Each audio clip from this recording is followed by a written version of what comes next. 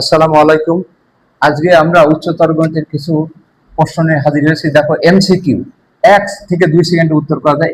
Y সমান 3 সরল রেখাটি দ্বারা ওয়াই অক্ষের ছেদ বিন্দুর স্থানাঙ্ক নির্ণয় করো।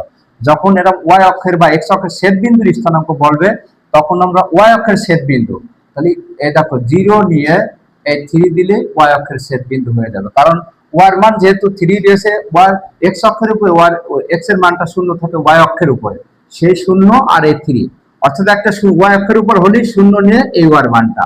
আর পরেরটা দেখো 4,0, এটা হলো এক্স অক্ষের ছেদ বিন্দুর স্থানাঙ্ক। এক্স অক্ষের হলে 4,0, ওয়াই অক্ষের হলে আগে 0 পরে এই 3, প্রথমে 0 হবে পরে এই মানটা ওয়ার যে মানটা থাকবে সেই মানটা।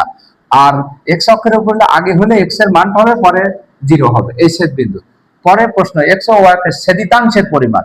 ছেদিতাংশের পরিমাণ বের করতে হলে আমরা কনস্ট্যান্ট এক্স মাইনাস 3y সমান 12টা ওই পাশে নিয়ে গেলাম, ওইটা দিয়ে ওই সংখ্যা দ্বারা ভাগ করে দিব।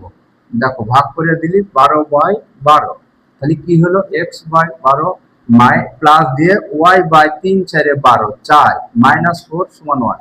এখানে এক্স অক্ষের ছেদিতাংশের পরিমাণ তাহলে দেখো 12 আর ওয়াই অক্ষের ছেদিতাংশের পরিমাণ -4, এই 4 আর 12, এক্স অক্ষের ছেদিতাংশের পরিমাণ 12, ওয়াই অক্ষের ছেদিতাংশের পরিমাণ -4। পরের প্রশ্ন দেখো, এত মূল বিন্দুগামী রেখার সমীকরণ। তো মূল বিন্দু এক্স আর ওয়াই যেটা থাকে সেটা হলো মূল বিন্দুগামী রেখার সমীকরণ। দেখো এটা এক্স ওয়াই থাকলে মূল বিন্দুগামী। পরের প্রশ্ন দেখো, ঢাল বের করতে হলে আমরা কি জানি? দ্বিতীয় মাইনাস দ্বিতীয়, অর্থাৎ 2√3 -0 ডিভাইডেড বাই 6 - 4, 2√3 ডিভাইডেড বাই 2, 2 কেটে গেল √3। তো √3 দেখতে হবে tan এর কোন মান √3, tan 60, তাহলে অতএব থিটা সমান 60 ডিগ্রি, থিটা সমান 60 ডিগ্রি। তো